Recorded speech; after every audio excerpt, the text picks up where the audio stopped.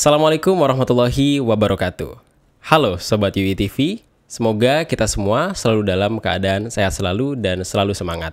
Kembali lagi di segmen Obral, bersama pakar ngobrolin hal yang lagi viral. Pada segmen kali ini, saya Muhammad Faris Abdullah akan menjadi host yang akan membersamai kita untuk berbicara seputar isu yang sedang viral, lebih tepatnya seputar kondisi geopolitik internasional. Pada beberapa tahun atau bahkan beberapa hari ke belakang, kita dihadapkan pada eskalasi konflik yang terus meningkat di tatanan dunia internasional.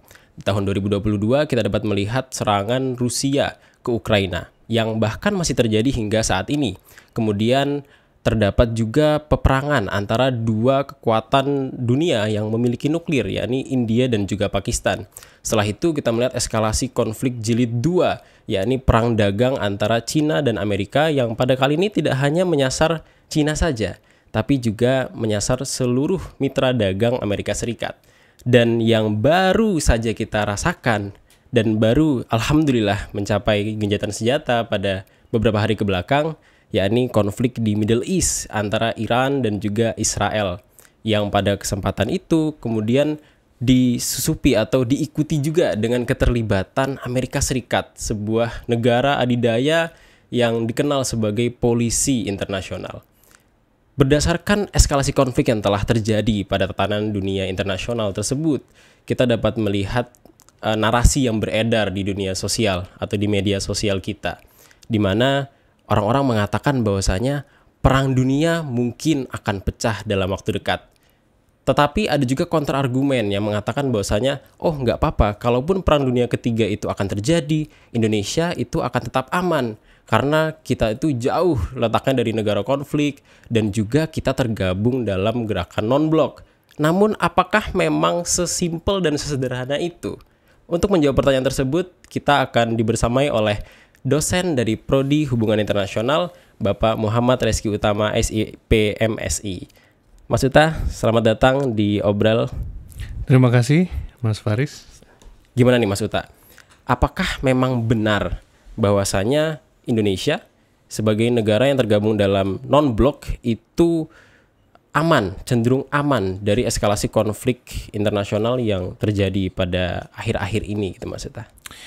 Oke, nampaknya mungkin diskursus atau pembahasan terkait dengan non-blok itu bisa dibilang tidak terlalu berpengaruh pada saat ini dengan posisi Indonesia yang dikatakan aman gitu ya.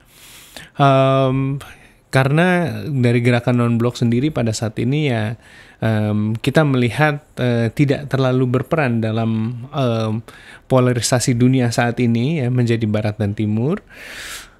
Tetapi yang lebih berperan mengapa Indonesia itu terlihat lebih aman gitu ya, itu sebenarnya adalah politik luar negeri kita sendiri. Gitu. Karena dan juga geografis ya. Yang pertama, karena Indonesia itu menganut bebas aktif. Yang mana di dalam bebas aktif itu secara alaminya itu menjadikan Indonesia sebagai negara yang netral. Jadi tidak berpihak kepada satu pihak manapun dalam eskalasi konflik yang terjadi di Timur Tengah, di Asia Timur, atau yang terjadi di Eropa, gitu ya. Dari sana kita melihat yang lain lagi adalah posisi Indonesia yang tidak terlalu dekat dengan teater konflik tersebut, gitu. Apakah itu di Timur Tengah ya? Yang biasa disebut dengan bulan sabit subur itu ya. Dan kemudian ada juga Ukraina atau di semenanjung Korea dan Taiwan, itu tidak terlalu dekat dengan Indonesia. Jadi secara geografis gitu kita bisa melihat posisi kita agak jauh. Kalau kita melihat ada aliansi Amerika yang baru, AUKUS. Nah, itu pun juga tidak sekuat itu untuk menjadi ancaman bagi Indonesia. Dan karena Indonesia tetap menjaga hubungan dengan Amerika Serikat, dengan Australia, tapi juga tetap menjaga dengan Rusia dan juga China gitu. Jadi kita bisa melihat dari politik luar negeri Indonesia yang bebas aktif tadi, dan juga dari geografis Indonesia ya. Mengapa kemudian kalau perang dunia itu memang pecah, Indonesia itu relatif aman. Tapi bukan berarti perang itu tidak dapat spillover atau merembet ke Indonesia gitu. Betul. Ini juga mengingatkan saya Mas Uta pada statement dari Pak Presiden Prabowo. Beliau mengatakan kalau kemudian perang nuklir itu benar-benar terjadi, mungkin kita tidak akan langsung terkena dampaknya. Tapi pada waktu yang mendatang pasti itu akan sampai dampaknya ke Indonesia. Karena ya kita tidak bisa menolak fakta bahwasanya dunia itu sekarang sudah sangat terhubung, global supply chain dan lain sebagainya. Itu kalau kemudian terganggu itu bisa sangat merusak dampaknya. Betul. Oke, mungkin kita kembali ke pertanyaan, kembali ke narasi yang beredar gitu maksud saya. Non-blok. Sebenarnya non-blok ini apa gitu? Dan apakah non-blok itu kemudian relevansinya masih dapat kita ikut sertakan dalam kondisi politik sekarang? Karena kita melihat kok negara-negara non-blok itu sekarang cenderung mendekatkan diri kepada pusat-pusat kekuatan global begitu maksudnya. Oke. Jika kita melihat non-blok itu kan secara sejarah ya terjadi ketika dunia itu sedang dalam posisi ada blok barat dan juga blok timur. Pada masa perang dingin. Sementara saat ini kita tidak bisa melihat secara pasti bahwa ada negara blok barat dan ada negara blok timur. Cuma kita memang bisa mengelompokkan beberapa negara yang bersekutu dan juga negara lainnya yang bersekutu dengan negara lain gitu. Tetapi kita tidak bisa mengatakan karena dulu kan memang jelas ada NATO, ada Pakta Warsawa. Jadi memang jelas ada barat dan timur. Gitu. Tapi sekarang kita tidak bisa melihat sejelas itu gitu. Dan dalam kondisi yang ambigu seperti ini itu juga tidak bisa menegaskan diri untuk non-blok. Karena untuk non-blok dari blok apa? Ya, karena gitu kan? bloknya saja tidak terlalu kelihatan. Meskipun kita bisa melihat ya negara mana bersekutu dengan yang mana gitu. Nah, di sini kalau saya lihat non-blok ini mungkin sekarang kurang terlalu bisa dibilang aktif gitu ya dalam menjaga kestabilan dunia karena memang negara-negara non-blok sendiri yang tergabung dalam non-blok ini itu sudah banyak yang dia punya keterhubungan dengan pusat-pusat kekuasaan dunia ini. Betul. Gitu. Yang mana di antara mereka kemudian menjadi proksi juga antara pusat kekuasaan ini gitu ya. Nah, ini yang kita lihat yang sebenarnya mungkin bisa kita sayangkan ya karena bisa jadi sebenarnya non-blok ini menjadi blok sendiri gitu yang tetap menjaga kestabilan dunia gitu. Tapi pada kenyataannya memang kepentingan nasional itu masih lebih penting daripada hal yang lain. Betul. Cukup setuju dengan pernyataan tersebut karena memang dalam kelas hubungan internasional kita selalu mempelajari bahwasanya national interest atau kepentingan nasional itu selalu mutlak berada di atas tuntutan apapun termasuk kondisi geopolitik dunia begitu ya.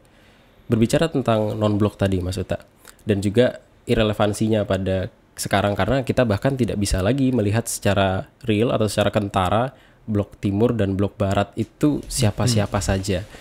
Nah, lantas kemudian melihat daripada itu narasi yang beredar bahwasanya Indonesia ini akan tetap aman karena kita ini adalah bagian dari negara non-blok ini tidak sepenuhnya dapat diterima begitu kan.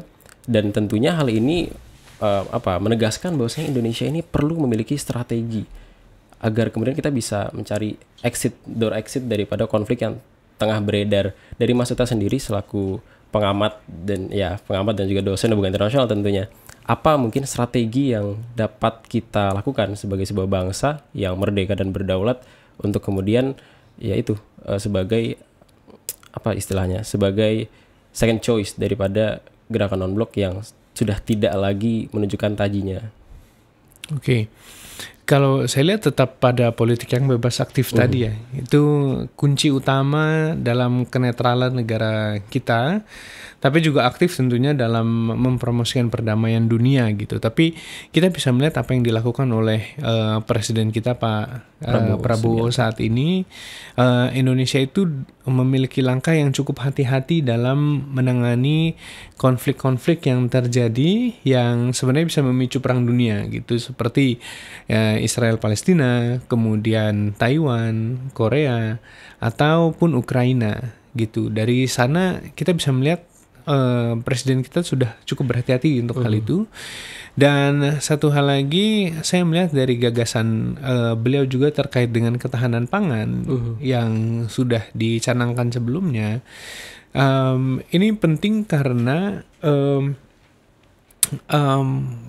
tadi ketika perang dunia itu terjadi, maka pangan negara kita itu harus dapat diselamatkan terlebih dahulu untuk masyarakat kita, gitu. Dan nampaknya saya melihat Pak Presiden sudah melihat itu, gitu. Jadi untuk menekankan pada pangan, dan juga sebenarnya ide dari makan bergizi gratis ya, idenya itu cukup menarik menurut saya karena memang terlepas dari apapun juga ya, makanan bergizi itu sangat penting sebenarnya untuk orang-orang Indonesia gitu. Kita coba lihat sekarang orang makan processed food, kemudian mereka makan makanan yang mengandung pengawet, yang banyak mengandung gula, dan itu sebenarnya akan berpengaruh terhadap kognitif kita, akan berpengaruh kepada kesehatan kita. Dan bagaimana kalau perang itu terjadi tapi kita tidak siap? Betul. Jadi sebenarnya ide dari makan bergizi itu cukup baik, cuma mungkin dalam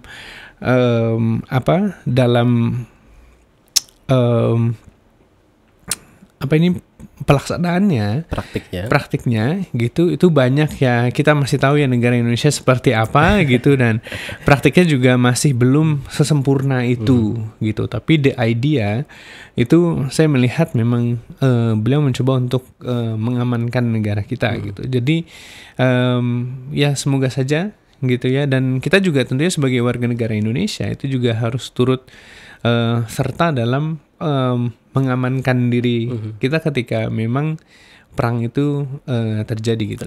Jangan sampai perang itu melebar ke negara kita. Betul. Jangan sampai perang itu melebar ke negara kita.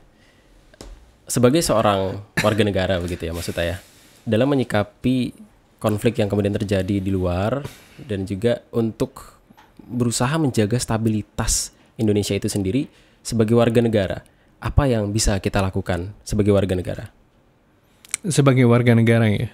Kalau kita turut mendukung pemerintah, tentunya kita selalu menekankan yang pertama adalah dari mulai hak asasi manusia, kemudian juga hak untuk menentukan nasib sendiri dari suatu bangsa gitu. Itu kan yang pemerintah kemudian juga tekankan pada kasus Palestina misalnya, atau pada kasus Ukraina gitu. Dan kita sebagai orang Indonesia kita harus aware, kalau menurut saya aware terhadap apa yang sebenarnya sedang terjadi di dunia ini ya. Jadi bukan hanya politik aja, tapi hal lain juga kita perlu aware. Kenapa saya bilang demikian? Karena banyak orang Indonesia itu sekarang saya lihat tidak aware. Tidak aware dengan politik, tidak aware dengan kesehatan gitu ya. Oke lah, dia sudah ada asuransi, sudah ada BPJS, tapi ya udah dia makan sembarang apa segala macam gitu. Sementara kita tengah menghadapi satu ancaman gitu yang memang alhamdulillah tidak jadi eskalasi kemarin ya. Alhamdulillah gitu. Tapi itu kan tetap mengancam ya. Betul. Wilayah-wilayah ini tetap mengancam gitu. Dan kita sebagai bangsa Indonesia itu harus siap sebenarnya jika apapun itu terjadi gitu. Bagaimana? Dengan tentunya menyiapkan diri kita ya secara jasmani. Tadi dengan makanan real food misalnya, kemudian gaya hidup sehat, berolahraga gitu, ataupun juga rohani gitu. Jadi dalam rohani di sini dalam artian kita perlu mendewasakan diri ya. Kalau kita melihat di beberapa hari lalu mungkin ada kejadian intoleransi begitu. Nah itu adalah sesuatu hal yang kita sendiri harus jaga supaya tidak terjadi. Dan ini menurut saya adalah satu kedewasaan rohani ketika orang tuh sudah bisa toleran dengan orang lain. Ya. Dan itu perlu menurut saya. Cuma sementara saat ini mendidik orang untuk dewasa secara rohani pun juga sulit. Karena banyak orang Indonesia lebih sibuk untuk scroll TikTok ya. Gitu. Dan mereka tidak membaca, tidak berdiskusi, tidak seperti Indonesia di tahun 40-an gitu. Betul. Seperti saya deh. 40-an tuh kan orang membaca, orang berdiskusi, kan? Pergi sekolah tuh kemudian bertukar pikiran. Sementara kita melihat generasi sekarang ya itu banyak TikTok gitu. Ya itulah yang kita lihat sehingga ya waktu mereka habis di sana. Jadi rohaninya tidak terbentuk untuk juga turut serta menjaga keamanan gitu ya. Karena tadi jika kita menghadapi hal ini, memang penting supaya bangsa Indonesia ini ya kita siap secara jiwa dan raga gitu. Betul. Itu. Jadi untuk bisa membantu menjaga keamanan, kita perlu menentaskan internalitas dalam diri, memantaskan rohani kita agar kemudian kita dapat beradaptasi dalam konflik yang kemudian tengah berlangsung dan tetap menjaga stabilitas serta perdamaian antar sesama warga negara, begitu ya kurang lebih Mas Uta ya. Oke Mas Uta, tapi tadi aku ada sedikit melihat sesuatu yang cukup menarik mungkin untuk dikulik lebih dalam, yakni apa yang kemudian telah terjadi. Alhamdulillah itu tidak bereskalasi lebih besar lagi hingga mencapai Perang Dunia Kedua, lebih tepatnya Perang 12 hari antara Iran dan juga Israel. Beberapa pakar mengatakan bahwasanya itu adalah sebuah berkah, berakhirnya perang tersebut berkah bagi Indonesia. Kenapa? Karena kalau kita sekarang itu lanjut ke Perang Dunia Ketiga, Indonesia mungkin tidak akan sanggup untuk mengatasinya. Dan para pakar mengatakan bahwasanya ancaman ini berkah karena dapat memberikan Indonesia spare waktu yang lebih banyak untuk mempersiapkan diri, baik pemerintahnya ataupun masyarakatnya. Dan yang tadi dari segi masyarakat, maksudnya sudah menjawab, spare waktu itu ya kita gunakan untuk mempererat rasa satu sama lain, rasa saling memiliki, rasa sebagai sebuah bangsa gitu ya maksudnya ya. Kalau dari masyarakatnya seperti itu, lantas dari pemerintahnya, kita tadi telah melihat salah satu program dari Pak Prabowo benar adalah kedaulatan pangan, which is itu very important. Karena mau bagaimanapun kalau nanti perang terjadi, tidak mungkin lagi ekspor pasti akan terganggu, impor pasti akan terganggu, apalagi impor pangan. Kedaulatan pangan itu sudah harus diamankan. Dari kacamata itu Pak, seberapa penting kemudian kebijakan-kebijakan yang sifatnya menguatkan militer kita? Karena perang Iran-Israel itu jujur maksudnya itu betul-betul membuka mata saya gitu. Oh ternyata ini adalah perang masa depan, di mana negara yang jaraknya ribuan kilometer itu bisa langsung diserang di titik pusat negara tersebut gitu. Serangan ke Teheran, serangan ke Tel Aviv. Dan lain sebagainya, itu menggunakan rudal-rudal balistik, tidak lagi tembak-tembakan antar prajurit di medan perang gitu. Kita sebagai bangsa Indonesia, apa yang seharusnya pemerintah lakukan untuk kemudian mengantisipasi keterlibatan Indonesia ke depannya dalam konflik serupa gitu Pak? Penguatan alutsista itu udah yang paling pasti ya. Indonesia perlu lakukan. Itu adalah penguatan alutsista Indonesia gitu. Karena mau bagaimanapun gitu pemerintah dan juga segenap bangsa Indonesia, kita harus melindungi tanah air Indonesia gitu kan. Dan ketika kemarin perang itu juga sebenarnya menurut saya ini juga memperlihatkan Amerika dan Israel bahwa Iran itu tidak selemah itu. Tidak selemah itu, setuju. Iran itu tidak selemah itu, gitu. Jadi dan kemarin kan gencatan senjata bukan ada perjanjian gencatan senjata, tapi memang Israel berhenti ya Iran berhenti juga, gitu. Jadi ini yang kita lihat fenomena yang terjadi ya ada rudal atau bisa disusupi dari dalam, intelijen dan sebagainya. Itu kan praktik yang sudah memang berlangsung selama bertahun-tahun ya. Termasuk pengembangan rudal, pengembangan senjata nuklir gitu ya. Tentunya kalau di Indonesia kita sudah, ASEAN itu kan termasuk ke area yang bebas nuklir. Bebas senjata nuklir ya. Tapi energi nuklir itu masih diperbolehkan gitu. Kita melihat Indonesia sedang menjajaki energi nuklir dengan Rusia gitu. Tapi selain itu ya tentunya kalau kita bicara terkait dengan persenjataan ya, kapal perang ya, itu sesuatu hal yang memang Indonesia butuhkan gitu. Dan dari informasi yang saya dapat gitu, armada-armada baru itu juga kita miliki sekarang gitu. Dan juga ini sebenarnya saya melihat bahwa Bapak Prabowo is a smart person. Gitu. Apalagi dalam strategi keamanan gitu. Karena balik lagi, mungkin karena orang-orang itu tidak sering melihat apa yang terjadi, karena TikTok itu kan berdasarkan algoritma. Atau YouTube atau Instagram ya. Jadi hanya melihat apa yang tren yang ingin dilihat, tapi tidak melihat apa yang terjadi. Realita di lapangan. Gitu, realita di lapangan ya. Saya menyarankan seperti Mas Faris nih, berlanggananlah koran. Saya langganan Kompas itu. Yeah. Gak boleh sebut merek ya.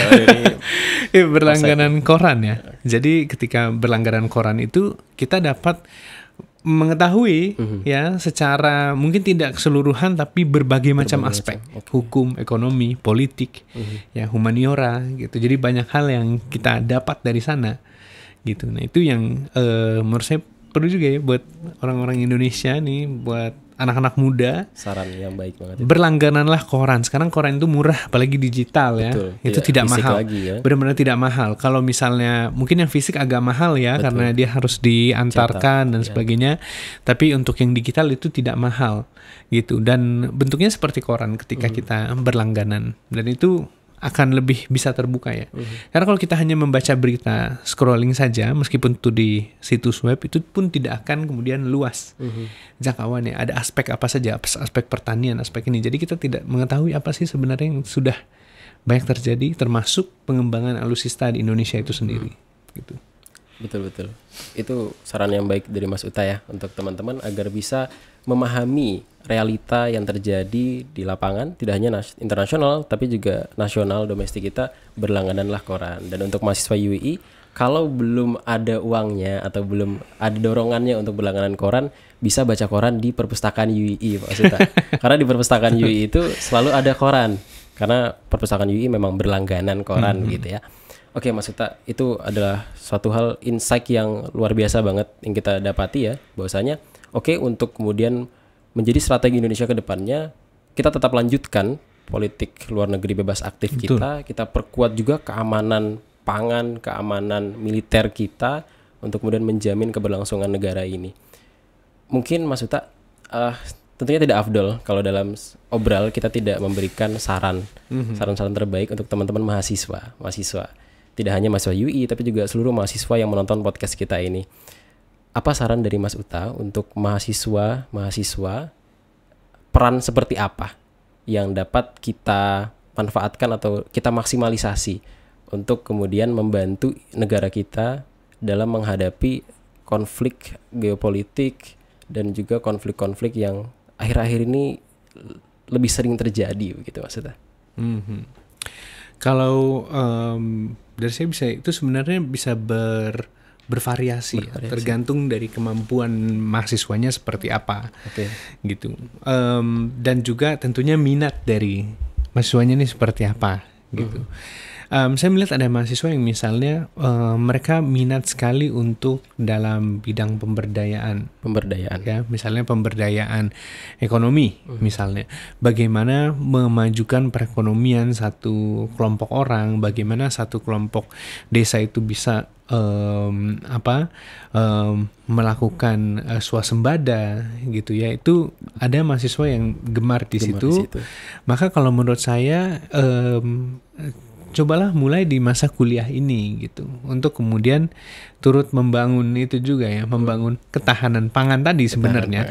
Tapi jika memang pemerintah itu sulit untuk melakukannya, maka kita sendiri yang melakukannya gitu. Karena jika kita selalu menyalahkan pemerintah gitu, menurut saya itu tidak akan ada gunanya, karena ancaman itu ada di depan mata gitu ya. Jadi kita harus menguatkan masyarakatnya gitu. Kalau misalnya memang mereka bisa menguatkan masyarakat gitu, atau kalau dalam bidang minatnya adalah dalam bidang perekonomian misalnya, maka atau bisnis gitu, maka mulailah coba melihat bisnis apa yang bisa mempekerjakan orang lain gitu. Apalagi sekarang kan lagi agak sulit ya untuk mencari pekerjaan, dan yang unik adalah bagaimana perusahaan itu juga sulit mencari orang gitu ya, karena orang-orang yang masuk tidak ada skillnya tidak ada gitu. Maka pengembangan skill itu juga butuh kan, jadi butuh pemberdaya tadi, butuh ahli ekonomi gitu ya, juga butuh kemudian orang yang pandai berkomunikasi, berdiplomasi, itu juga bernegosiasi ya, itu juga dibutuhkan saat ini gitu. Dan yang tidak kalah kurang itu adalah periset ya. Jadi sekarang ini cukup menarik sebenarnya ketika memang mahasiswa itu tertarik dengan riset ya. Dana hibah tuh banyak dari pemerintah, ada dari NGO ada gitu ya, dari kampus pun ada. Kalau misalnya teman-teman dari UI ya, dari kampus pun ada gitu hibah. Jadi tergantung minat masing-masing. Apa sih yang kita minati gitu. Kalau misalnya masih pencarian, masih nggak tahu hidup ini buat apa, masih bingung gitu, kenapa saya terlahir ke dunia, quarter life crisis gitu kan. Itu kadang karena mungkin di mahasiswa ada itu ya. Betul. Kayak kenapa saya lahir ke dunia untuk apa gitu. Carilah kamu tuh lahir ke dunia untuk apa, peranmu untuk apa. Lihat dulu dari kamu sukanya apa. Kamu sukanya apa? Oh, saya suka misalnya bertemu banyak orang, saya suka mempelajari agama misalnya, atau ada juga yang suka video editing ya, seperti itu. Dan itu menjadi hal yang bisa digali lebih lanjut, dari kesukaan tadi bisa digali lebih lanjut gitu. Jadi kemudian menemukan tujuan hidupnya tuh apa. Gitu. Nah dari sana kita baru bisa karena tujuan ini kamu akan ikhlas dalam pemberdayaan, ikhlas dalam berbagai macam isu ikhlas gitu, sehingga itu akan membantu nantinya ya ketahanan negara kita. Gitu. Tanpa kemudian kita selalu menuntut pemerintah. Memang pemerintah bertanggung jawab, tapi bukan berarti kemudian kita melihat 100% ini akan berhasil hanya oleh pemerintah gitu. Nah, jadi kalau misalnya bisa dari kita, ya kenapa kita nggak bantu juga. Gitu. Menarik banget teman-teman, bagaimana kemudian kita sebagai warga negara, kita sebagai mahasiswa itu juga memiliki peran untuk membantu pemerintah. Karena pemerintah juga manusia yang hanya punya 2 tangan, 2 kaki, dan 2 mata gitu ya. Tidak bisa serta-merta mengerjakan semuanya. Karena pemerintah juga butuh tidur. Pemerintah bukan robot begitu ya. Oke, Mas Uta, menarik sekali pembicaraan kita pada kesempatan kali ini. Kita tadi udah membahas tentang non-blok, bagaimana irelevansi non-blok itu pada kondisi geopolitik sekarang, terutama bagi Indonesia. Kita juga melihat ada tantangan-tantangan baru yang dihadapi oleh Indonesia, yang dalam kemudian mengatasi tantangan tersebut diperlukan juga peran-peran dari tidak hanya pemerintah tapi juga masyarakat Indonesia untuk kemudian bisa menjaga stabilitas dan juga kondisi di Indonesia itu sendiri. Dan tentunya tantangan baru tersebut harus dihadapi dengan strategi yang cermat dan juga siap siaga. Menarik banget. Namun apalah kata gitu maksudnya, kita sudah masuk ke akhir waktu daripada podcast kita kali ini. Senang sekali bisa memiliki Mas Uta di sini berbagi ilmu bersama sobat UII TV semua. Thank you so much Mas Uta atas kesediaannya menjadi teman ngobrol kita dalam Terima kasih juga sudah diundang ya di sini. Siap. Mas Uta ini tamu tetap sepertinya. Isu-isu seputar Middle East, internasional, Mas Uta tentunya orangnya. Nah, Sobat UII TV, itu tadi obrolan kita tentang posisi Indonesia dalam menghadapi ancaman konflik global serta peran yang dapat kita lakukan, baik sebagai warga negara, mahasiswa, ataupun pemuda. Terima kasih telah menonton. Jangan lupa like, comment, share, dan subscribe channel YouTube Universitas Islam Indonesia. Wassalamualaikum warahmatullahi wabarakatuh.